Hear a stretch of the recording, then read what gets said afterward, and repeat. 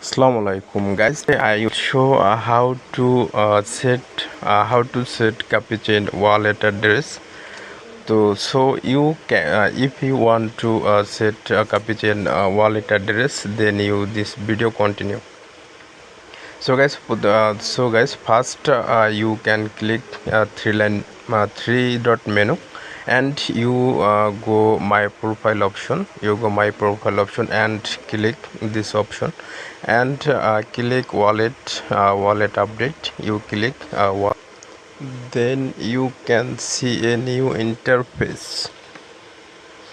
So guys, this interface wallet update wallet, select account. Now this select account, click and select copy, then okay, copy address. Then you can trust wallet. You should go trust wallet and copy BNB smart chain wallet address and select BNB smart chain and receive. Click receive and click copy, and you can go this site and paste this address and save. Click.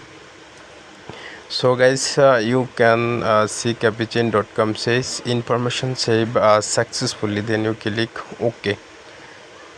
So guys, your wallet updates has done.